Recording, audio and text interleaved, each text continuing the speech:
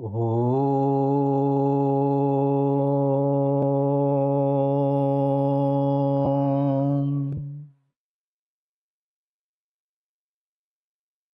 ಓಂ ಸಹನಾವವತು ಸಹನೌ ಭುನಕ್ತು ಸಹ ವೀರ್ಯಂಕರವಾವಹೈ ತೇಜಸ್ವಿನಾವಧೀತಮಸ್ತು ಮಾ ವಿದ್ವಿಷಾವಹೈ. ಓಂ ಶಾಂತಿ ಶಾಂತಿ ಶಾಂತಿ. ಗುರುರ್ಬ್ರಹ್ಮಾ ಗುರುರ್ವಿಷ್ಣುಃ ಗುರುರ್ದೇವೋ ಮಹೇಶ್ವರಃ ಗುರುರೇವ ಪರಂ ಬ್ರಹ್ಮ ತಸ್ಮೈ ಶ್ರೀ ಗುರವೇ ನಮಃ. ವಸುದೇವಸುತಂ ದೇವಂ ಕಂಸಚಾಣೂರಮರ್ದನಂ ದೇವಕೀ ಪರಮಾನಂದಂ ಕೃಷ್ಣಂ ವಂದೇ ಜಗದ್ಗುರುಂ. ಕೃಷ್ಣಂ ವಂದೇ ಜಗದ್ಗುರುಂ.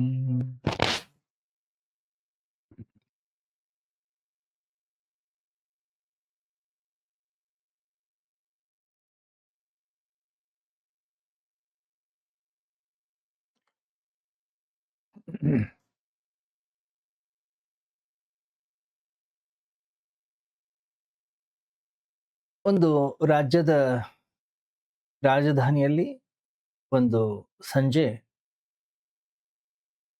ಬಹಳ ಅಪೂರ್ವವಾಗಿರ್ತಕ್ಕಂತಹ ಸಂಭ್ರಮದ ಸಿದ್ಧತೆಗಳು ನಡೀತಾ ಇದ್ವು.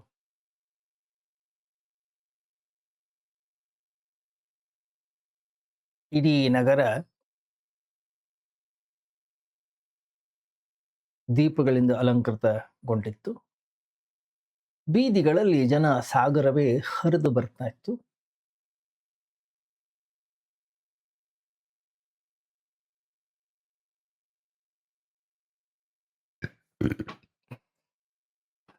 ದೇಶದ ಚಕ್ರವರ್ತಿ ಸ್ವತಃ ನಗರದ ಹೊರವಲಯದಲ್ಲಿ ನಿಂತು ಒಬ್ಬ ಸನ್ಯಾಸಿಯ ಆಗಮನವನ್ನ ಎದುರು ನೋಡ್ತಾ ಇದ್ದ. ಆ ಸನ್ಯಾಸಿ ಒಬ್ಬ ಸಾಮಾನ್ಯ ವ್ಯಕ್ತಿ ಆಗಿರಲಿಲ್ಲ. ಅವನು ರಾಜನ ಬಾಲ್ಯದ ಗೆಳೆಯನಾಗಿದ್ದ. ಆದರೆ ಕಾಲಕ್ರಮೇಣ ಲೋಕವನ್ನ ತ್ಯಜಿಸಿ ಆತ್ಮ ಸಾಧನೆಯ ದಾರಿಯನ್ನ ಅವನು ಆರಿಸ್ಕೊಂಡಿದ್ದ. ಅವನ ತಪಸ್ಸಿನ ಒಂದು ಸುಗಂಧ ದೂರ ದೂರದ ದೇಶಗಳಿಗೂ ಕೂಡ ಹರಡಿತ್ತು. ಅವನ ಕೀರ್ತಿ ಅನೇಕ ರಾಷ್ಟ್ರಗಳವರೆಗೆ ತಲುಪಿತ್ತು. ಅನೇಕ ವರ್ಷಗಳ ಬಳಿಕ ಅವನು ತನ್ನ ಸ್ವಂತ ಊರಿಗೆ ಬರ್ತಾ ಇದ್ದ. ಆದ್ರಿಂದ ಊರಿನ ಜನ ಎಲ್ಲರೂ ಅವನನ್ನ ಭವ್ಯವಾಗಿ ಸ್ವಾಗತ ಮಾಡಲು ಸಜ್ಜಾಗಿದ್ರು. ಚಕ್ರವರ್ತಿ ಕೂಡ ಬಹಳ ಅಪಾರ ಉತ್ಸಾಹದಿಂದ ನಗರದ ದ್ವಾರದಲ್ಲಿ ಅವನನ್ನ ಬರಮಾಡಿಕೊಳ್ಳಲು ನಿಂತಿದ್ದ. ಸನ್ಯಾಸಿ ಬಂದ. ಬಹಳ ಅದ್ದೂರಿಯಾಗಿರ್ತಕ್ಕಂಥ ಒಂದು ಸ್ವಾಗತ ದೊರೆಯಿತು. ರಾಜನು ಬಹಳ ಗೌರವದಿಂದ ಅವನನ್ನ ಅರಮನೆಗೆ ಕರ್ಕೊಂಡು ಹೋದ. ಪರಸ್ಪರ ಕುಶಲೋಪರಿ ವಿಚಾರಿಸಿದ ನಂತರ ರಾಜ ನಗ್ತಾ ಕೇಳ್ದ, ಏಯ್, ನೀನು ಇಡೀ ಭೂಮಿಯನ್ನ ಸುತ್ತಿ ಬಂದಿದೀಯ. ನನಗೋಸ್ಕರ ಏನಾದರೂ ಗಿಫ್ಟ್ ಉಡುಗೊರೆ ಏನಾದರೂ ತಂದಿದೀಯ? ಸನ್ಯಾಸಿ ಮುಗುಳ್ನಕ್ಕ, ಹೌದು, ನಿನ್ನ ಬಗ್ಗೆ ನನಗೆ ದಾರಿಯಲ್ಲಿ ಅನೇಕ ಬಾರಿ ನೆನಪಾಯಿತು. ರಾಜನಿಗೆ ಏನಾದರೂ ಒಂದು ಕಾಣಿಕೆಯನ್ನ ತೆಗೆದುಕೊಂಡು ಹೋಗಬೇಕು ಯೋಚನೆ ಮಾಡಿದೆ.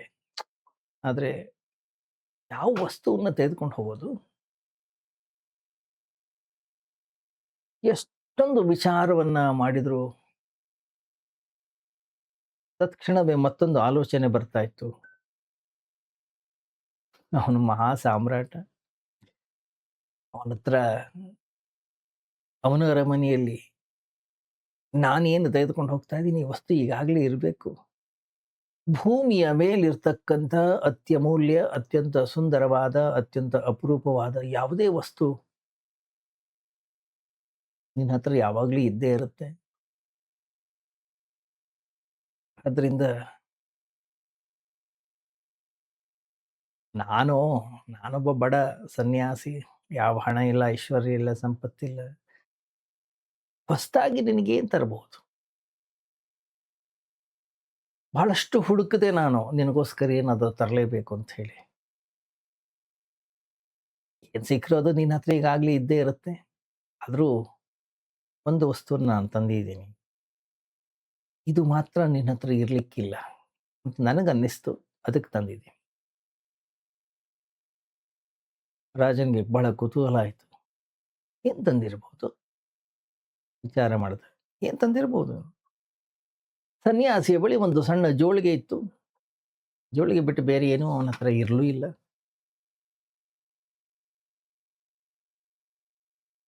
ಆ ಜೋಳಿಗೆಯಲ್ಲಿ ಅಂಥದ್ದೇನಿರ್ಬೋದು?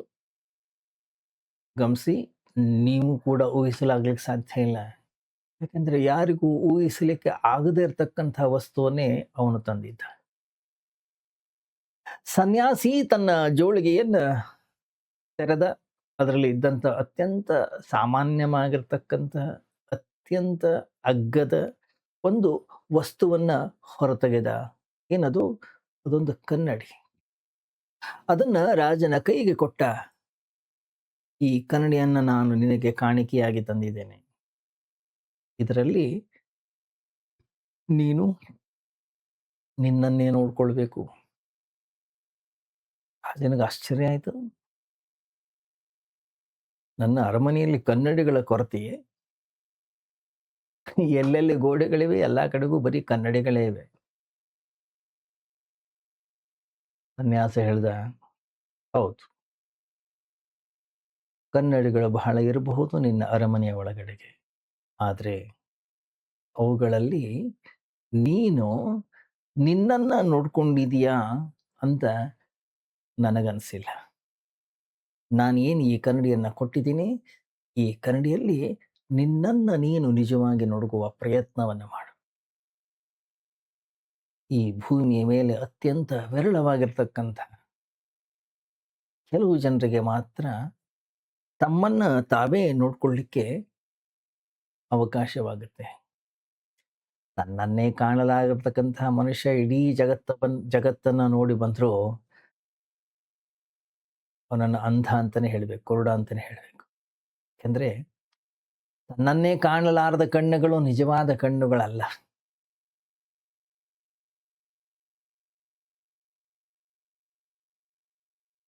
ಸಂತ ರಾಜನಿಗೆ ಹೇಳಿದ ಈ ಮಾತು ಬಹಳ ವಿಚಿತ್ರವಾಗಿತ್ತು. ಆದರೆ ಅದರಲ್ಲಿ ಆಳವಾದಂಥ ಒಂದು ಸತ್ಯ ಅಡಗಿತ್ತು. ಹೌದಾ? ನಾವು ಏನು ಈ ಸತ್ಸಂಗದ ಈ ಒಂದು ಮಾಲೆಯನ್ನ ಆರಂಭ ಮಾಡ್ತಾ ಇದ್ದೀವಿ,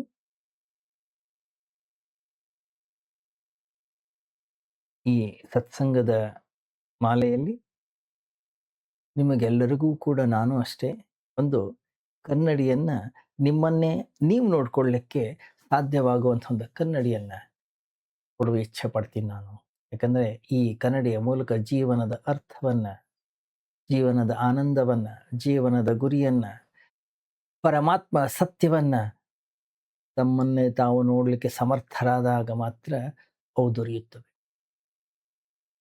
ನಮ್ಮ ಕಣ್ಣುಗಳು ಕೇವಲ ಹೊರಗಡೆಯ ಜಗತ್ತನ್ನ ಮಾತ್ರ ನೋಡ್ತವೆ. ಒಳಗಿನ ಜಗತ್ತನ್ನ ಅವುಗಳಿಗೆ ನೋಡಲಿಕ್ಕೆ ಶಕ್ತಿ, ಸಾಮರ್ಥ್ಯ ಅನ್ನುವಂಥದ್ದಿಲ್ಲ. ನಮ್ಮ ಕಿವಿಗಳು ಹೊರಗಡೆಯ ಶಬ್ದಗಳನ್ನ ಕೇಳುತ್ತವೆ. ಅಂತರಂಗದ ನಾದವನ್ನ, ಸಂಗೀತವನ್ನ ಕೇಳಲಿಕ್ಕೆ ಅವುಗಳಿಗೆ ಶಕ್ತಿ ಅನ್ನುವಂಥದ್ದು ಇಲ್ಲ. ನಮ್ಮ ಕೈಗಳು ಹೊರಗಡೆಯ ವಸ್ತುಗಳನ್ನ ಮಾತ್ರ ಸ್ಪರ್ಶಿಸ್ತವೆ. ಆತ್ಮತತ್ವವನ್ನ ಸ್ಪರ್ಶಿಸಲಿಕ್ಕೆ ಅವುಗಳಿಗೆ ಸಾಧ್ಯ ಇಲ್ಲ.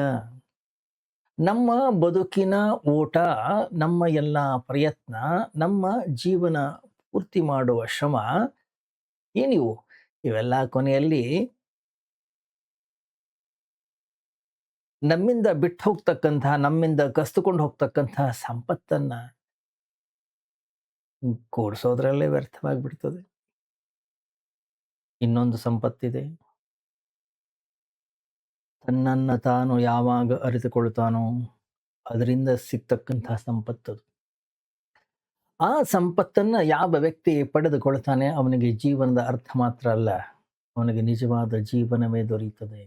ಯಾಕೆಂದ್ರೆ ಆತ್ಮ ಸತ್ಯವನ್ನ ಅರಿಯದೆ ನಾವು ತಿಳ್ಕೊಂಡಿರ್ತಕ್ಕಂತಹ ಎಲ್ಲವೂ ಒಂದು ದಿವಸ ಮರಣದಲ್ಲಿ ಲೀನವಾಗ್ತಕ್ಕಂಥದ್ದು. ಹಾಗಾದ್ರೆ ಜೀವನ ಅಂದ್ರೆ ಏನು? ನಾವು ನಿಜವಾಗ್ಲೂ ಕೂಡ ಬದುಕ್ತಾ ಇದ್ದೇವೆ ಅಥವಾ ನಾವು ನಿಧಾನವಾಗಿ ಸಾಯ್ತಾ ಇದ್ದೇವೆ?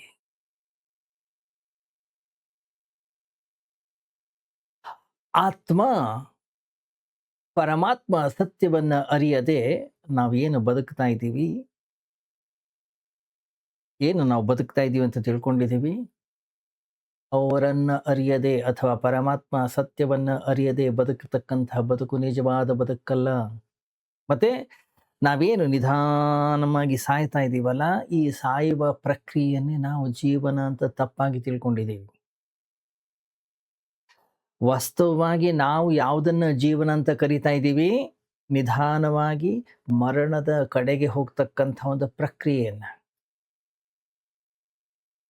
ಈ ಜಗತ್ತಿಗೆ ಒಂದು ಮಗು ಜನಿಸ್ತದೆ.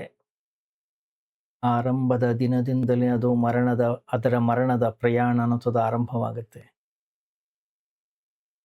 ನಾವೇನು ಮೃತ್ಯು ಅಥವಾ ಮರಣ ಅಂತ ಹೇಳಿ ಏನೊಂದು ಕರಿತಾ ಇದ್ದೀವಿ, ಆ ಘಟನೆ ಯಾವತ್ತೋ ಒಂದು ದಿವಸ ಆಕಸ್ಮಿಕವಾಗಿ ಸಂಭವಿಸ್ತಕ್ಕಂತಹ ಘಟನೆ ಅದಲ್ಲ. ಆ ಘಟನೆ ಹುಟ್ಟಿದ ದಿನವೇ ಆರಂಭ ಆಗ್ತದೆ. ಅದರ ಪ್ರಕ್ರಿಯೆ ಅಂತಿಮ ಘಟ್ಟ ಮಾತ್ರ ಒಂದು ದಿವಸ. ಅವತ್ತು ನಾವು ಡಿಕ್ಲೇರ್ ಮಾಡ್ತೀವಿ, ಇಲ್ಲ ಇವನು ಸತ್ತ. ಪ್ರತಿಯೊಂದು ಉಸಿರಿನಲ್ಲಿಯೂ ಕೂಡ ನಾವು ಸ್ವಲ್ಪ ಸಾಯ್ತಾನೆ ಇರ್ತೀವಿ. ಒಂದು ದಿನ ಅದು ಸಂಪೂರ್ಣವಾದಾಗ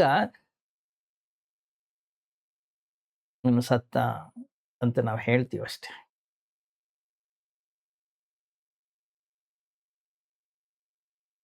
ಮೃತ್ಯು ಅನ್ನಿಸೋದು ಯಾವುದೋ ಒಂದು ಹೊರಗಡೆಯಿಂದ ಬಂದು ನಮ್ಮ ಮೇಲೆ ಬೀಳುವಂಥದ್ದಲ್ಲ. ಮರಣ, ಮೃತ್ಯು ನಮ್ಮ ಒಳಗಡೆಗೆ ನಿರಂತರವಾಗಿ ಬೆಳೀತಾ ಇರ್ತಕ್ಕಂತಹ, ಘಟಿಸ್ತಾ ಇರ್ತಕ್ಕಂಥ ಒಂದು ಪ್ರಕ್ರಿಯೆ.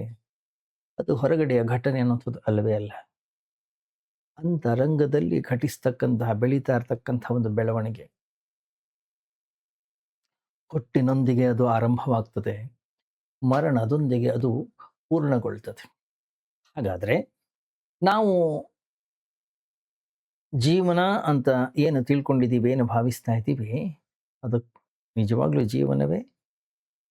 ಅಥವಾ ಅದು ಕೇವಲ ನಿಧಾನವಾಗಿ ಮರಣದ ಕಡೆಗೆ ಸಾಗ್ತಾ ಇರ್ತಕ್ಕಂಥ ಒಂದು ಪ್ರಯಾಣವೇ? ಈ ರೀತಿಯಲ್ಲಿ ಮರಣದ ಕಡೆಗೆ ಹೋಗ್ತಕ್ಕಂತಹ ಈ ಪ್ರಕ್ರಿಯೆಯನ್ನ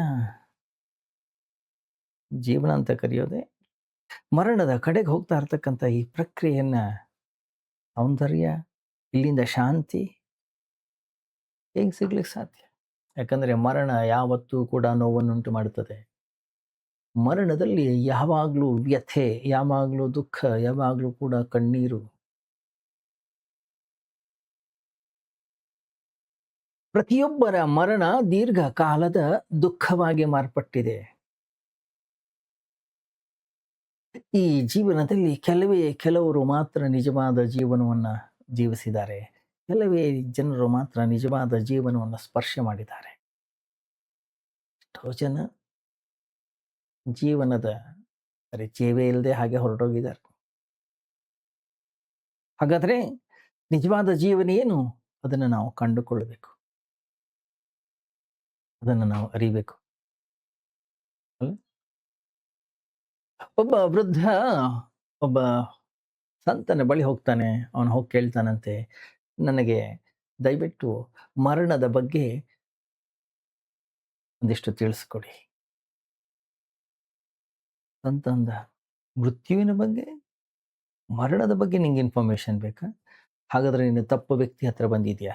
ನೀನು ಬೇರೆ ಯಾರನ್ನಾದ್ರೂ ಹುಡುಕು. ಯಾಕೆ? ನಾವು ಎಲ್ಲಿರ್ತೀವಿ ಅಲ್ಲಿ ಮರಣ ಇಲ್ಲ.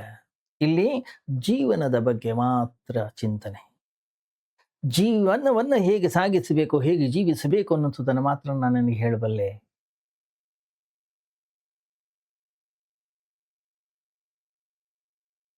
ಮರಣದ ಬಗ್ಗೆ ನಂಗೆ ಗೊತ್ತಿಲ್ಲ. ಹಾಗಾದ್ರೆ ಜೀವನ ಅಂದ್ರೆ ಏನು?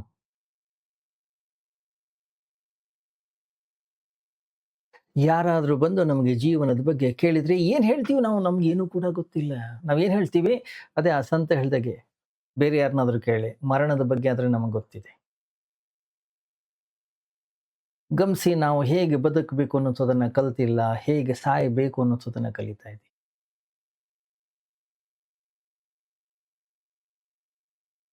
ಜೀವನದ ಜೊತೆಗೆ ನಮ್ಮ ಸಂಬಂಧ ಏನು? ನಿಜವಾಗಿಯೂ ಕೂಡ ಜೀವನದ ಪರಿಚಯ ನಮಗಿದೆಯೇ?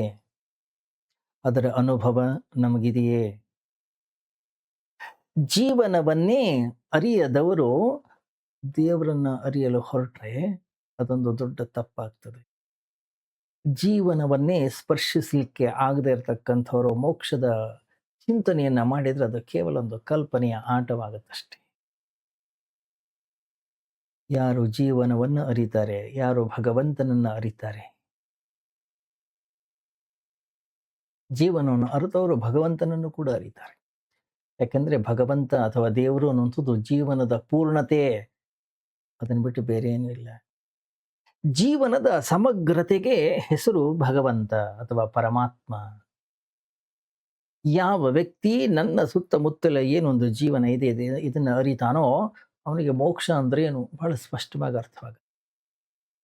ಯಾಕೆಂದ್ರೆ ಎಲ್ಲಿ ಮರಣಕ್ಕೆ ಅವಕಾಶವಿಲ್ಲೋ ಅಲ್ಲಿಯೇ ಮುಕ್ತಿ. ಯಾಕೆ? ಮರಣಕ್ಕೆ ಹೆಸರು ಬಂಧನ, ಮರಣ ಪರಾಧೀನತೆ, ಮರಣ ದುಃಖ, ಮರಣ ಅಜ್ಞಾನ. ಆದ್ರೆ ಜೀವನ ಅಂತ ಹೇಳಿ ನಾವೇನು ಭಾವಿಸಿದೀವಿ, ವಾಸ್ತವದಲ್ಲಿ ಅದೇನಾಗಿದೆ? ಅದೊಂದು ಮೃತ್ಯುವೇ ಆಗಿದೆ. ಮೃತ್ಯು ಬಿಟ್ಟು ಬೇರೆ ಏನು ಕೂಡ ಆಗಿಲ್ಲ.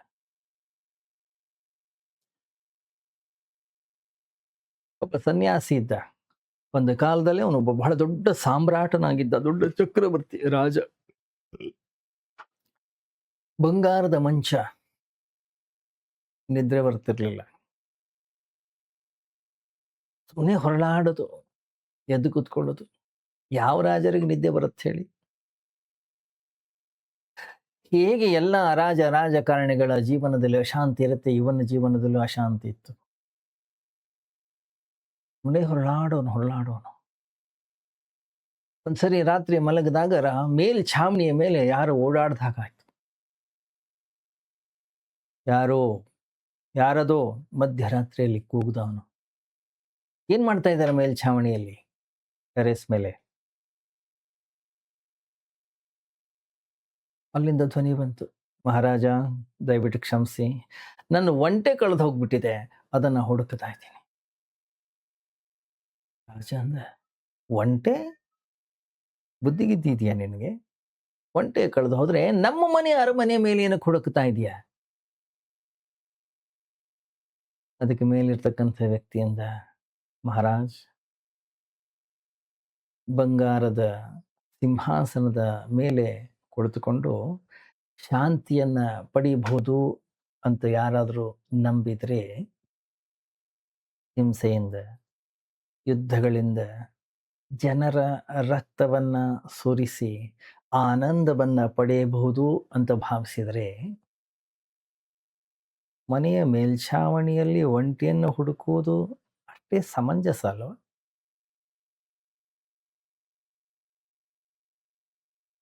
ಗಮನಿಸಿ, ಸುಳ್ಳು ಹುಡುಕಾಟ, ನಿಜವಾದ ಜೀವನದ ಅನ್ವೇಷಣೆ. ಆ ವ್ಯಕ್ತಿಯ ಮಾತು ಕೇಳ್ತಾ ಇದ್ದ ಹಾಗೆ ರಾಜನ ಮನಸ್ಸಿಗೆ ಒಂದು ದೊಡ್ಡ ಆಘಾತವಾಗಿತ್ತು. ಒಂದು ಕ್ಷಣ ಅವನಿಗೆ ಮಾತೇ ಹೊರಡಲಿಲ್ಲ. ಅವನ ಒಳಗಡೆನೆ ಏನೋ ಒಡೆದು ಹೋಗ್ತಾ ಇರ್ತಕ್ಕಂಥ ಅನುಭವ ಆಯಿತು. ಯಾಕೆಂದ್ರೆ ಆ ಅಪರಿಚಿತ ಹೇಳಿದ್ದು ಹಾಸ್ಯವಾಗಿರಲಿಲ್ಲ, ಅದೊಂದು ಕಟುವಾದ ಸತ್ಯವಾಗಿತ್ತು. ಬಂಗಾರದ ಸಿಂಹಾಸನದಲ್ಲಿ, ಅಧಿಕಾರದಲ್ಲಿ ಶಾಂತಿಯನ್ನು ಹುಡುಕೋದು, ಅಧಿಕಾರದಲ್ಲಿ ಆನಂದವನ್ನು ಹುಡುಕೋದು, ಹಿಂಸೆಯಲ್ಲಿ ಸುಖವನ್ನು ಹುಡುಕೋದು, ಇವೆಲ್ಲವೂ ಕೂಡ ಮನೆಯ ಟೆರೇಸ್ ಮೇಲೆ ಒಂಟಿಯನ್ನು ಹುಡುಕಿದ ಹಾಗೆ, ಅಷ್ಟೇ ಅರ್ಥಹೀನ. ಆ ಒಂದು ವಾಕ್ಯ ರಾಜನ ಬದುಕನ್ನ ಬದಲಾಯಿಸಿತು. ಇಡೀ ರಾತ್ರಿ ಅವನು ನಿದ್ರೆಯನ್ನ ಮಾಡಲಿಲ್ಲ. ಮರುದಿನ ಬೆಳಿಗ್ಗೆ ಸಿಂಹಾಸನವನ್ನ ತೊರೆದ. ಸತ್ಯದ ಅನ್ವೇಷಣೆಯ ಕಡೆಗೆ ಹೊರಟ. ಅವನೇ ಬಹಳ ದೊಡ್ಡ ಸಂತನಾದ.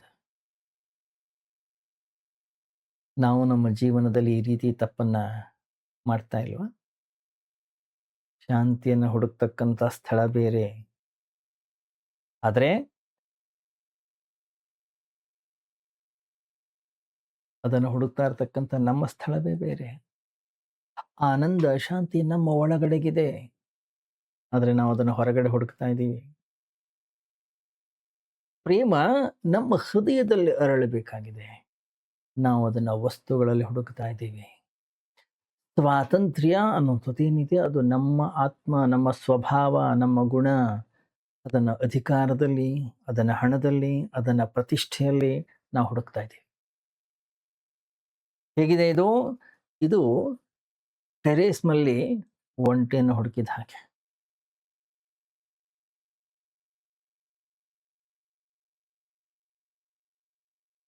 ಮನುಷ್ಯನ ಜೀವನದ ಅತ್ಯಂತ ದೊಡ್ಡ ದುರಂತ ಏನಪ್ಪಾ ಅಂತಂದ್ರೆ, ತಾನು ಏನು ಹುಡುಕ್ತಾ ಇದ್ದೀನಿ ಅನ್ನೋದೇ ಅವನಿಗೆ ಗೊತ್ತಿಲ್ಲ.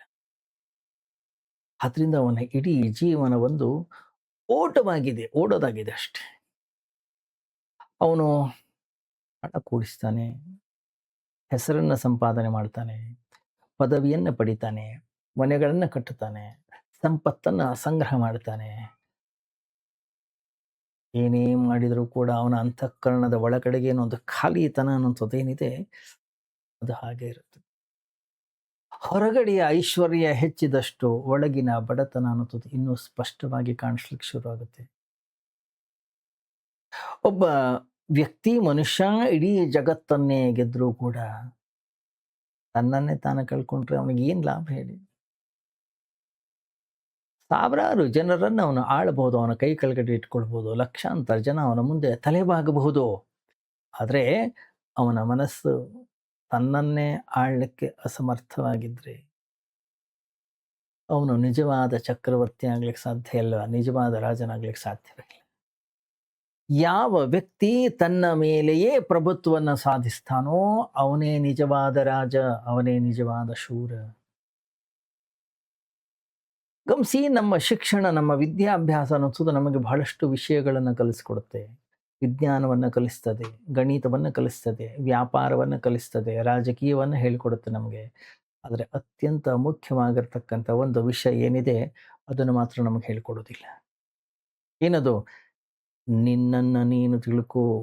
ಈ ಒಂದು ವಿದ್ಯೆ ಅನ್ನೋದು ಇಲ್ಲ ಅಂತಂದ್ರೆ ಉಳಿದ ಎಲ್ಲ ವಿದ್ಯೆಗಳು ಕೂಡ ಅಪೂರ್ಣವಾಗ್ತವೆ. ಯಾಕೆಂದ್ರೆ ಯಾವ ವ್ಯಕ್ತಿ ತನ್ನನ್ನ ತಾನು ಅರಿಯೋದಿಲ್ಲವೋ, ಎಷ್ಟೇ ಜಗತ್ತನ್ನ ಅರಿತುಕೊಂಡ್ರೂ ಕೂಡ ಅವನು ಅಜ್ಞಾನಿಯಾಗಿಯೇ ಉಳಿತಾನೆ.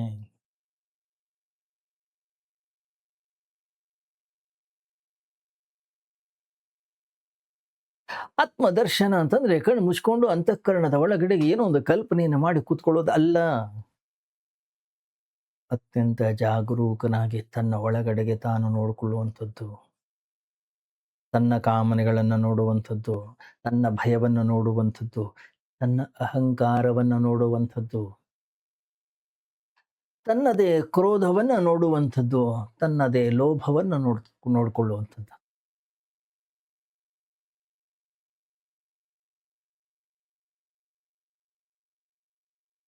ಯಾವುದನ್ನು ಮರೆ ಮಾಡದೆ, ಯಾವುದೇ ರೀತಿಯ ತೀರ್ಪನ್ನು ನೀಡದೆ, ಕೇವಲ ಸಾಕ್ಷಿಯಾಗಿ ತನ್ನನ್ನೇ ತಾನು ಗಮನಿಸುವಂಥದ್ದು.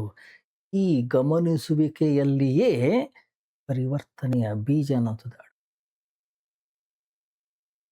ಹೊರಗಡೆ ಜಗತ್ತನ್ನು ಬದಲಾಯಿಸಲಿಕ್ಕೆ ನಾವು ಜೀವನವಿಡೀ ಶ್ರಮಿಸ್ತೇವೆ, ಆದರೆ ತನ್ನನ್ನೇ ಬದಲಾಯಿಸಲಿಕ್ಕೆ ಕೆಲವು ಕ್ಷಣಗಳನ್ನು ಮೀಸಲಾಗಿಡಲಿಕ್ಕೆ ನಾವು ತಯಾರಿಲ್ಲ. ಈ ಒಂದು ಕಾರಣದಿಂದ ನಮ್ಮ ಎಲ್ಲ ಪ್ರಯತ್ನಗಳ ನಂತರವೂ ಕೂಡ ನಮ್ಮ ಜೀವನದಲ್ಲಿ ಅತೃಪ್ತಿ ಹಾಗೆ ಉಳಿತು. ಗಮನಿಸಿ, ಒಳಗಡೆಯ ಮನುಷ್ಯ ಬದಲಾಗದೇ ಇದ್ರೆ ಹೊರಗಡೆ ಯಾವುದೇ ಬದಲಾವಣೆ ಶಾಶ್ವತವಾಗಿರ್ತಕ್ಕಂಥ ಸಂತೋಷವನ್ನ, ಆನಂದವನ್ನ, ನೆಮ್ಮದಿಯನ್ನ, ಶಾಂತಿಯನ್ನ ಕೊಡ್ಲಿಕ್ಕೆ ಸಾಧ್ಯ.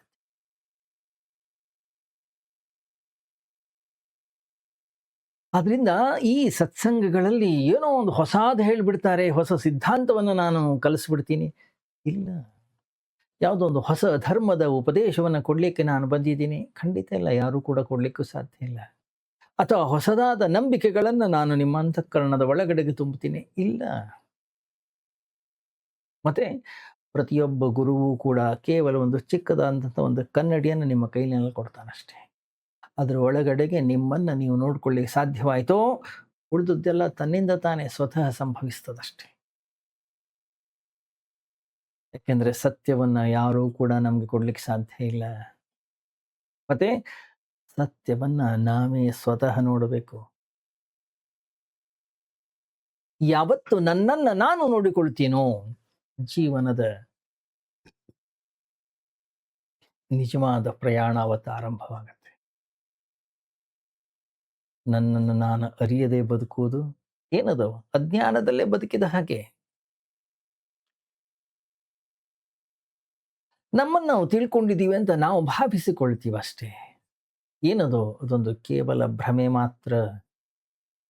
ನಾವು ನಮ್ಮ ಹೆಸರು ತಿಳ್ಕೊಂಡಿದ್ದೇವೆ. ನಮ್ಮ ಕುಟುಂಬದ ಬಗ್ಗೆ ಎಲ್ಲ ವಿವರಣೆ ಗೊತ್ತಿದೆ ನಮಗೆ. ನಮ್ಮ ವೃತ್ತಿ ಏನೇ ಕೆಲಸ ಮಾಡ್ತಾ ಇದೀವೋ ಅದು ಗೊತ್ತಿದೆ ನಮಗೆ. ನಮ್ಮ ಧರ್ಮ ಯಾವುದು ಗೊತ್ತು, ನಮ್ಮ ಜಾತಿ ಯಾವುದು ಗೊತ್ತು, ನಮ್ಮ ದೇಶ ಯಾವುದು ಗೊತ್ತು, ನಮ್ಮ ಭಾಷೆ ಯಾವುದು ಗೊತ್ತು, ಎಲ್ಲ ಗೊತ್ತಿದೆ ನಮಗಿದೆಲ್ಲ. ಆದರೆ ಇದ್ಯಾವುದು ಕೂಡ ನಾನಲ್ಲ. ಇವು ಇವು ಕೇವಲ ನನ್ನ ಹೊರಗಡೆಯ ಪರಿಚಯ. ಒಬ್ಬ ಮನುಷ್ಯ ತನ್ನ ಮನೆಯ ವಿಳಾಸವನ್ನ ತಿಳ್ಕೊಂಡಿದ್ದಾನೆ ಅಂತಂದ್ರೆ ಅದರಿಂದ ಅವನು ತನ್ನನ್ನೇ ತಾನು ತಿಳ್ಕೊಂಡಿದ್ದಾನೆ ಅಂತ ಅರ್ಥ ಅಲ್ಲ.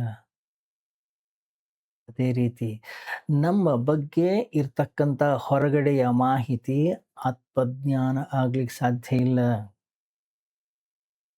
ನಾವು ನಿರಂತರವಾಗಿ ಮತ್ತೊಬ್ಬರನ್ನ ನೋಡ್ತಾ ಇರ್ತೀವಿ. ಅವರ ಗುಣಗಳನ್ನ ಗಮನಿಸ್ತಾ ಇರ್ತೀವಿ. ಅವರ ದೋಷಗಳನ್ನ ಹುಡುಕ್ತಾನೆ ಇರ್ತೀವಿ. ಯಾರು ಸರಿ, ಯಾರು ತಪ್ಪು ನಿರ್ಧಾರವನ್ನ ತೀರ್ಪನ್ನು ಕೊಡ್ತಾ ಇರ್ತೀವಿ ನಾವು. ಆದರೆ ನಮ್ಮ ದೃಷ್ಟಿ ಒಂದೇ ಒಂದು ಕ್ಷಣ ಅಂತರ್ಮುಖಿ ಆಗೋದಿಲ್ಲ. ಯಾವ ವ್ಯಕ್ತಿ ತನ್ನನ್ನು ತಾನು ನೋಡ್ಕೊಳ್ಳೋದಿಲ್ಲ, ಯಾರ ಮನಸ್ಸು ತನ್ನನ್ನು ಬಿಟ್ಟು ಯಾವಾಗಲೂ ಕೂಡ ಇತರರಲ್ಲಿ, ಹೊರಗಡೆಯ ಜಗತ್ತಿನಲ್ಲಿ, ಹೊರಗಡೆ ವಿಷಯಗಳಲ್ಲಿ, ಹೊರಗಡಿನ ವಸ್ತುಗಳಲ್ಲಿ ನೋಡೋದ್ರಲ್ಲಿ ತೊಡಗಿರುತ್ತೋ ಅಶಾಂತಿ ಅಲ್ಲದೆ ಇನ್ನೇನು. ಯಾವಾಗ ವ್ಯಕ್ತಿ ಅಂತಃಕರಣವನ್ನು ಅಂತರ್ಮುಖಗೊಳಿಸಿಕೊಂಡ, ಇನ್ನೊಬ್ಬರ ಟೀಕೆ, ಮತ್ತೊಬ್ಬರ ನಿಂದನೆ, ಮತ್ತೊಬ್ಬರ ಮೇಲಿನ ದೋಷಗಳು ಬಿಟ್ಟು ಬಿಡ್ತಾನೆ. ಮತ್ತೊಬ್ಬರಲ್ಲಿ ದೋಷವನ್ನ ಕಂಡ್ರು ಕೂಡ ಅವನು ಅಂತಾನೆ, ಹೇ ಇದೆಂಥ ದೋಷ, ನನ್ನ ಒಳಗಡೆ ಇದಕ್ಕಿಂತ ಜಾಸ್ತಿ ಇದೆ.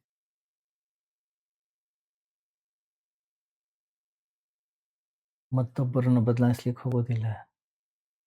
ಗಮನಿಸಿ, ಎಲ್ಲಿ ತನಕ ನನ್ನ ದೃಷ್ಟಿಕೋನ ಹೊರಗಡೆಗಿರುತ್ತೋ, ಗಂಡ ಹೆಂಡತಿಯನ್ನು ಬದಲಾಯಿಸ್ಲಿಕ್ಕೆ ಹೋಗ್ತಾನೆ, ಹೆಂಡತಿ ಗಂಡನನ್ನು ಬದಲಾಯಿಸ್ಲಿಕ್ಕೆ ಹೋಗ್ತಾಳೆ, ತಂದೆ ತಾಯಿ ಮಕ್ಕಳನ್ನ ಬದಲಾಯಿಸ್ಲಿಕ್ಕೆ ಹೋಗ್ತಾರೆ, ಮಿತ್ರರು ಮಿತ್ರರನ್ನ ಬದಲಾಯಿಸುವ ಪ್ರಯತ್ನವನ್ನ ಮಾಡ್ತಾರೆ, ಗುರು ಶಿಷ್ಯನನ್ನು ಬದಲಾಯಿಸ್ಲಿಕ್ಕೆ ಪ್ರಯತ್ನವನ್ನು ಮಾಡ್ತಾನೆ, ರಾಜಕಾರಣಿ ಸಮಾಜವನ್ನು ಬದಲಾಯಿಸ್ಲಿಕ್ಕೆ ಹೋಗ್ತಾನೆ.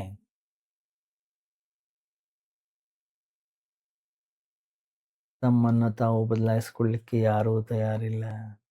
ಯಾರಿದ್ದಾರೆ? ಜಗತ್ತನ್ನ ಬದಲಾಯಿಸ್ತಕ್ಕಂಥ ಈ ಆಸೆಯ ಹಿಂದೆ ತನ್ನನ್ನು ತಾನು ಬದಲಾಯಿಸಿಕೊಳ್ಳುವ, ಅದರಿಂದ ತಪ್ಪಿಸಿಕೊಳ್ಳುವ ಮನೋಭಾವ ಅಡಗಿರ್ತದೆ. ಯಾಕಂದ್ರೆ ಯಾವಾಗ ವ್ಯಕ್ತಿ ಸಮಾಜವನ್ನು ತಿದ್ದಲಿಕ್ಕೆ ಹೋಗ್ತಾನೋ, ತನ್ನನ್ನು ತಿದ್ದುಕೊಳ್ಳೋ ಅವಶ್ಯಕತೆ ಬೀಳೋದಿಲ್ಲ.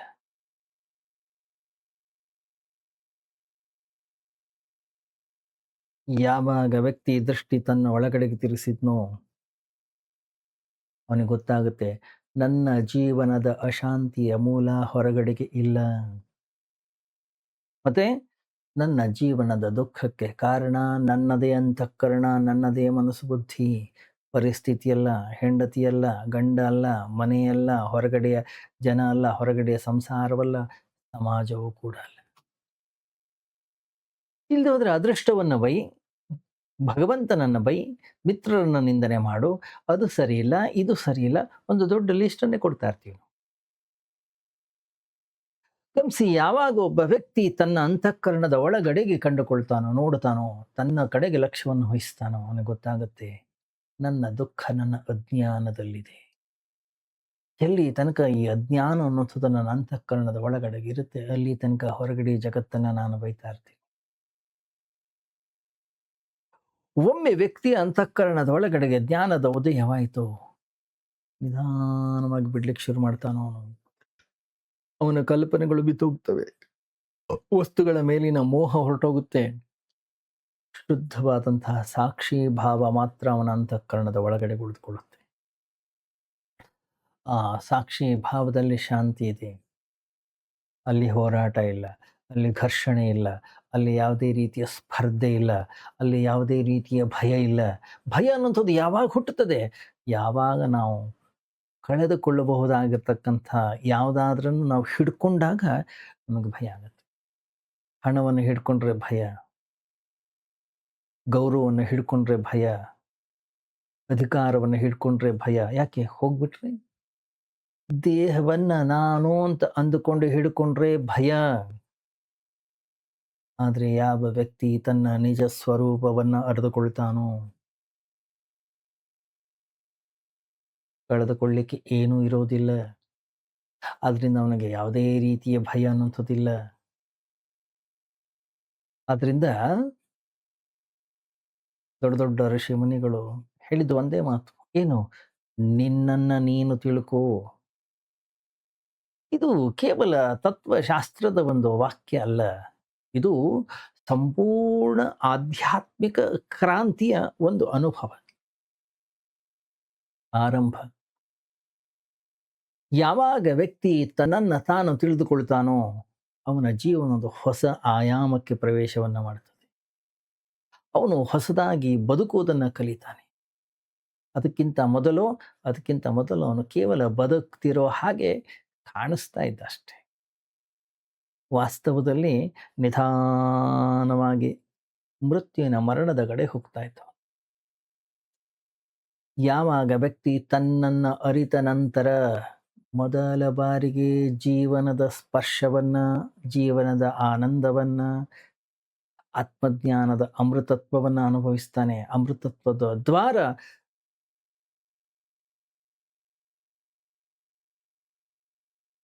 ಪ್ರವೇಶ ಮಾಡ್ತಾನೆ. ಎಲ್ಲಿ ತನಕ ಇದು ಸ್ಪಷ್ಟವಾಗ ಇಲ್ಲ, ಹೊರಗಡೆಯ ವಸ್ತುಗಳ ಹಿಂದೆ, ವಿಷಯಗಳ ಹಿಂದೆ ಓಡ್ತಾ ಇರ್ತಾನೆ. ಇನ್ನೊಂದಿಷ್ಟು ಹಣ ಬೇಕು, ಇನ್ನೊಂದಿಷ್ಟು ಗೌರವ ಬೇಕು, ಇನ್ನೊಂದಿಷ್ಟು ಪ್ರಸಿದ್ಧಿ ಬೇಕು, ಇನ್ನೊಂದಿಷ್ಟು ಅಧಿಕಾರ ಬೇಕು, ಯಶಸ್ಸು ಬೇಕು. ಯಾಕೆ? ಯಶಸ್ಸು ಸಿಕ್ಕರೆ ಜೀವನ ಪೂರ್ಣವಾಗ್ತದೆ, ಅಧಿಕಾರ ಸಿಕ್ಕರೆ ಜೀವನ ಅನ್ನೋದು ಪೂರ್ಣವಾಗುತ್ತೆ, ದೊಡ್ಡ ಬಂಗ್ಲೆಯನ್ನು ಕಟ್ಟಿದ್ರೆ ನನ್ನ ಜೀವನ ಪೂರ್ಣವಾಗ್ತದೆ. ಎಷ್ಟೇ ನಾವು ಸಂಪಾದನೆಯನ್ನು ಮಾಡಿದ್ರು, ಎಷ್ಟೇ ಸಂಗ್ರಹವನ್ನು ಮಾಡಿಟ್ಕೊಂಡ್ರು ಕೂಡ ಏನಾದರೂ ಒಂದು ಕೊರತೆ ಅನ್ನೋದು ಯಾವಾಗಲೂ ಕಾಣ್ತಾನೆ ಇರುತ್ತೆ. ಹೊರಗಡೆಯ ಯಾವುದೇ ವಸ್ತು ವಿಷಯಗಳು ಅಂತಃಕರಣದ ಒಳಗಡೆಯ ಶೂನ್ಯತೆಯನ್ನು ತುಂಬಿಸ್ಲಿಕ್ಕೆ ಸಾಧ್ಯ ಇಲ್ಲ. ಅಂತಃಕರಣದ ಒಳಗಡೆ ಇರ್ತಕ್ಕಂಥ ಬಾಯಾರಿಕೆಯನ್ನು ಚಿನ್ನದ ಮೂಲಕ, ಬೆಳ್ಳಿಯ ಮೂಲಕ, ಅಧಿಕಾರದ ಮೂಲಕ, ಕೀರ್ತಿ ಯಶಸ್ಸಿನ ಮೂಲಕ, ಹೆಂಡತಿಯ ಮೂಲಕ, ಹೆಣ್ಣಿನ ಮೂಲಕ, ಮಕ್ಕಳು ತುಂಬಿಸ್ಲಿಕ್ಕೆ ಆಗೋದಿಲ್ಲ. ಮತ್ತೆ ಬಾಯಾರಿಕೆ ಆದಾಗ ನಿಜವಾದ ನೀರನ್ನು ಕುಡಿಬೇಕು. ಮತ್ತೆ ಒಂದು ಭ್ರಮೆಯಲ್ಲಿ ಬೀಳ್ತಾನೆ ವ್ಯಕ್ತಿ. ಇನ್ನೊಂದು ಸ್ವಲ್ಪ ಹಣ ಬಂದರೆ ನಾನು ಖುಷಿಯಾಗಿರ್ತೀನೋ ಏನೋ, ಇನ್ನೊಂದು ಸ್ವಲ್ಪ ದೊಡ್ಡ ಮನೆ ಸಿಕ್ಕರೆ ನಾನು ಸಂತೋಷವಾಗಿರ್ತೀನೋ ಏನೋ, ಇನ್ನೂ ಸುಂದರವಾದಂಥ ಹೆಂಡತಿ ಸಿಕ್ಕರೆ ನಾನು ಇನ್ನೂ ಹೆಚ್ಚಿನ ಶಾಂತಿ ನೆಮ್ಮದಿ ಅನ್ನೋದು ಸಿಗ್ತದೋ ಏನೋ, ಅಥವಾ ಜನ ಮೆಚ್ಚಿದ್ರೆ ನನ್ನ ಜೀವನ ಸಾರ್ಥಕವಾಗ್ತದೆ ಏನೋ, 4 ಜನರಿಗೆ ಉಪಕಾರ ಮಾಡ್ತಕ್ಕಂಥ ಏನಾದರೂ ಕೆಲಸ ಕಾರ್ಯಗಳನ್ನು ಮಾಡಿದರೆ, ಜನ ನನ್ನನ್ನು ಪೂಜಿಸಿದರೆ, ಇನ್ನೂ ಏನೇನೋ ಹುಟ್ಟುತ್ತಾನೆ ಇರುತ್ತೆ, ಅದರ ಹಿಂದೆ ಓಡ್ತಾನೆ ಇರ್ತೀವಿ. ಮನುಷ್ಯನ ಆಸೆಗಳು ಮುಗಿಲಿನಷ್ಟು. ಎಷ್ಟು ನಡೆದ್ರು ಇನ್ನೂ ಉದಯ ಆಗ್ತಾನೇ ಇರ್ತವೆ, ಹೊಸ ಹೊಸದು ಬರ್ತಾನೆ ಇರ್ತವೆ. ಆದ್ರಿಂದ ಸಮಸ್ಯೆ ಆಸೆಗಳನ್ನು ಪೂರೈಸೋದಲ್ಲ, ಸಮಸ್ಯೆ ಆಸೆಗಳ ಸ್ವಭಾವವನ್ನು ತಿಳ್ಕೊಳ್ಳೋದಾಗಿದೆ. ಯಾವ ವ್ಯಕ್ತಿ ಈ ಕಾಮನೆಯನ್ನ ಜಾಗೃತಿಯಿಂದ ಗಮನಿಸ್ತಾನೋ ಅವನಿಗೆ ಮಾತ್ರ ಗೊತ್ತಾಗುತ್ತೆ ಇದು ಎಷ್ಟು ಅಶಾಶ್ವತ. ಒಂದು ಕಾಮ, ಒಂದು ಬಯಕೆ ಅನ್ನುವಂಥದ್ದು ಈಡೇರಿದ ತಕ್ಷಣವೇ ಮತ್ತೊಂದು ಹುಟ್ಟುತ್ತಾ ಇದೆ. ಮನಸ್ಸು ಯಾವತ್ತೂ ಕೂಡ ವಿಶ್ರಾಂತಿಯನ್ನ ಪಡೀಲಿಕ್ಕೆ ಸಾಧ್ಯವೇ ಇಲ್ಲ. ಯಾವಾಗ ವ್ಯಕ್ತಿ ತನ್ನನ್ನು ತಾನು ನೋಡ್ಲಿಕ್ಕೆ ಶುರು ಮಾಡ್ತಾನೋ, ಒಂದು ಹೊಸ ಅನುಭವವಾಗುತ್ತೆ ಅವನಿಗೆ. ನಾನು ಮನಸ್ಸಿನಿಂದ ಬೇರೆ ಅನ್ನುವಂಥದ್ದು ಅವನಿಗೆ ಗೋಚರವಾಗ್ಲಿಕ್ಕೆ ಶುರುವಾಗುತ್ತೆ. ಕೋಪ ಬರುತ್ತೆ, ಆದರೆ ಅದನ್ನು ಗಮನಿಸ್ತಕ್ಕಂಥ ಸಾಕ್ಷಿ ಕೂಡ ಒಬ್ಬ ಇದ್ದಾನೆ. ಭಯ ಬರುತ್ತೆ, ಅದನ್ನು ನೋಡ್ತಕ್ಕಂಥ ಒಂದು ಜಾಗೃತಿ ಇದೆ. ಕಾಮನೆಗಳು ಹೇಳ್ತವೆ, ಆಸೆಗಳು ಹೇಳ್ತವೆ, ಬಯಕೆಗಳು ಹೇಳ್ತವೆ, ಅದನ್ನ ಗಮನಿಸ್ತಾ ಇರ್ತಕ್ಕಂಥ ಒಂದು ಅರಿವು ಇದೆ. ಆ ಅರಿವೇ ನಾನು. ಮನಸ್ಸು ಬದಲಾಗುತ್ತದೆ, ಭಾವನೆಗಳು ಬದಲಾಗುತ್ತವೆ, ಬರ್ತವೆ ಹೋಗ್ತವೆ, ದೇಹ ಅನ್ನುವಂಥದ್ದು ಬದಲಾಗುತ್ತದೆ. ಆದರೆ ಅವೆಲ್ಲವನ್ನು ಕೂಡ ಸಾಕ್ಷಿಯಾಗಿ ನೋಡುವ ಆ ಚೈತನ್ಯ ಮಾತ್ರ ಯಾವತ್ತೂ ಕೂಡ ಬದಲಾಗೋದಿಲ್ಲ. ಆ ಸಾಕ್ಷಿ ತತ್ವವನ್ನ ಅರಿಯುವಂಥದ್ದೇನಿದೆ, ಅದಕ್ಕೆ ಹೆಸರು ಆತ್ಮಜ್ಞಾನ. ಅದೇ ನಿಜವಾದ ಧರ್ಮ, ಅದೇ ನಿಜವಾದ ಸಾಧನೆಯ ಧ್ಯಾನದ ಹೃದಯ, ಅದೇ ಜೀವನದ ಪರಮ ರಹಸ್ಯ. ಅದನ್ನ ಯಾವ ವ್ಯಕ್ತಿ ತಿಳಿತಾನೆ ಅವನಿಗೆ ಮರಣ ಭಯವೇ ಇರೋದಿಲ್ಲ. ಯಾಕೆಂದ್ರೆ ಮರಣ ಆಗೋದು ಯಾರಿಗೆ? ಮರಣ ಆಗೋದು ಶರೀರಕ್ಕೆ, ಮರಣ ಆಗೋದು ಮನಸ್ಸಿಗೆ. ಸಾಕ್ಷಿ ಚೈತನ್ಯಕ್ಕೆ ಮರಣ ಇಲ್ಲ. ಆದ್ರಿಂದಲೇ ಉಪನಿಷತ್ತುಗಳು ಘೋಷಿಸ್ತವೆ, ಅಮೃತಸ್ಯ ಪುತ್ರಾಹ, ನೀವು ಅಮೃತತ್ವದ ಸಂತಾನ. ನಿಮಗೆ ಯಾವ ಹೊಸ ನಂಬಿಕೆಯನ್ನ, ಯಾವುದೋ ಒಂದು ಹೊಸ ವಿಚಾರವನ್ನು ಹೇರ್ಲಿಕ್ಕೆ ಬಂದಿಲ್ಲ, ಮತ್ತೆ ಮತ್ತೊಂದು ಧರ್ಮವನ್ನು ಹೇರ್ಲಿಕ್ಕೆ ಇಲ್ಲಿ ಬಂದಿಲ್ಲ. ನಂಬಿಕೆಗಳನ್ನು ಬದಲಾಯಿಸ್ಲಿಕ್ಕೂ ಕೂಡ ಬಂದಿಲ್ಲ. ಮತ್ತೆ ಎಲ್ಲ ಗುರುಗಳು ಮಾಡುವ ಕೆಲಸ ಒಂದೇ. ಏನದು? ಒಂದು ಚಿಕ್ಕ ಕನ್ನಡಿಯನ್ನ ನಿಮಗೆ ಕೊಡ್ತಾರಷ್ಟೆ. ಆ ಕನ್ನಡಿಯನ್ನ ನಾವು ತೆಗೆದುಕೊಂಡು ನಮ್ಮನ್ನ ನಾವು ನೋಡ್ಲಿಕ್ಕೆ ಸಾಧ್ಯ ಆದರೆ ನಮ್ಮ ಜೀವನ ಅನ್ನುವಂಥದ್ದು ಬದಲಾಗುತ್ತದೆ. ಬೇರೆ ಯಾರೂ ಕೂಡ ನಮ್ಮನ್ನ ಮುಕ್ತಿಯನ್ನ ಹೊಂದಲಿಕ್ಕೆ, ಮುಕ್ತರನ್ನಾಗಿ ಮಾಡ್ಲಿಕ್ಕೆ ಸಾಧ್ಯ ಇಲ್ಲ. ಯಾರೂ ಕೂಡ ನಮಗೆ ಸತ್ಯ ತತ್ವವನ್ನು ಕೊಡ್ಲಿಕ್ಕೆ ಸಾಧ್ಯವಿಲ್ಲ. ಸತ್ಯವನ್ನ ನಾವೇ ಕಾಣಬೇಕು. ಜೀವನದಲ್ಲಿ ನಾವೇ ಅದನ್ನು ಅನುಭವಿಸಬೇಕು. ಆತ್ಮ ತತ್ವವನ್ನು ನಾವೇ ಅರಿಬೇಕು. ತನ್ನನ್ನ ತಾನು ಅರಿತವನಿಗೆ ಜೀವನ ಮೊದಲ ಬಾರಿ ಹೂ ಅರಳಿದ ಹಾಗೆ ಅರಳುತ್ತದೆ. ಅವನಿಗೆ ಪ್ರತಿ ಕ್ಷಣವೂ ಕೂಡ ಹೊಸತು. ಪ್ರತಿಯೊಂದು ಉಸಿರು ಕೂಡ ಪವಿತ್ರವಾಗುತ್ತೆ.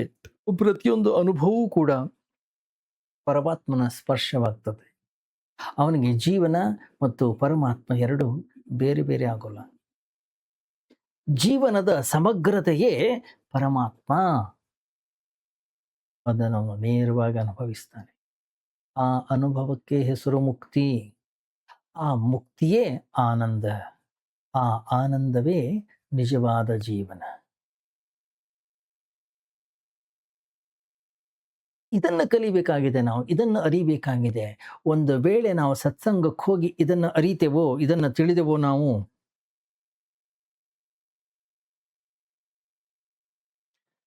ನಮ್ಮ ಜೀವನ ಅನ್ನೋದು ಸಾರ್ಥಕವಾಗುತ್ತೆ. ಅದರಿಂದ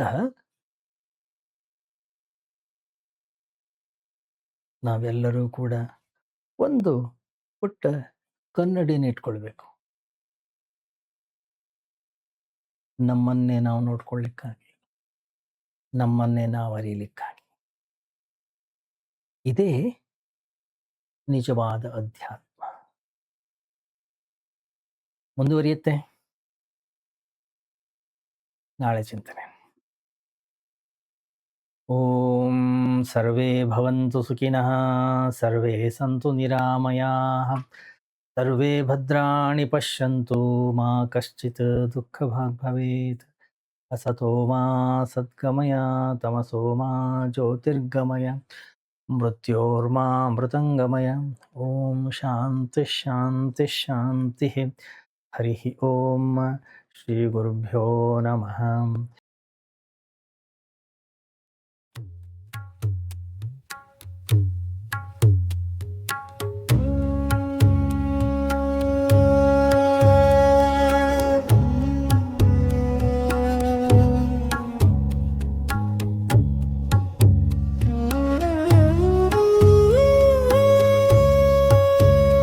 ಗುರುರಾಜ ಸಿದ್ಧಾರೂರ ಸಮರ್ಥ ಬೆಳಗುವೆ ನಾರುತಿಯ ಗುರುವರ ಬೆಳಗುವೆ ನಾರತಿಯ.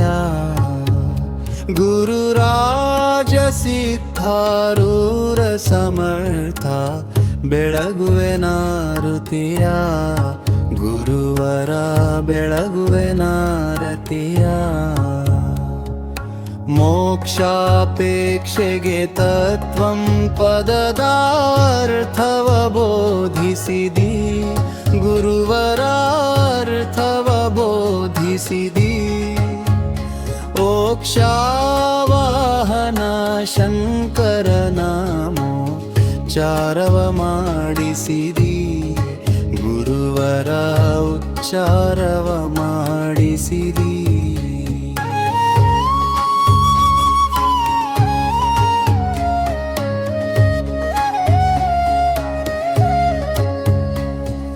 ಶ್ಯಾಮಧಾಮ ಶ್ರೀರಾಮ ಭಿನ್ನ ಶಂಕರ ನೀನಿರುವಿ ಗುರುವರ ಶಂಕರ ನೀನಿರುವಿ. ಕಾಮ ಕ್ರೋಧವ ನಾಶಿಸಿ ಜಗದುಳು ಶಾಂತಿಯ ಬೀರಿದಿ ಗುರುವರ ಶಾಂತಿಯ ಬೀರಿದಿ. ಚರಣ ಭಜಕರ ದುರಿತದುಂದವ ತ್ವರಿತದಿ ನಾಶಿಸಿದಿ ಗುರುವರ ತ್ವರಿತದಿ ನಾಶಿಸಿದಿ. ವರಭೃಲತಾಪುರ ದೈವದಿಂದಲಿ ನಿರುತದಿ ವಾಸಿಸಿದಿ ಗುರುವರ ನಿರುತದಿ ವಾಸಿಸಿದಿ.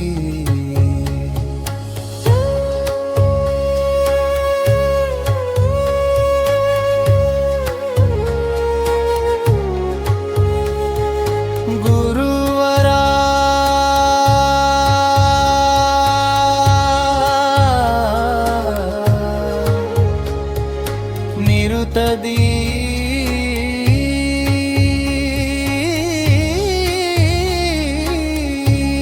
ವಾಸಿಸಿದಿ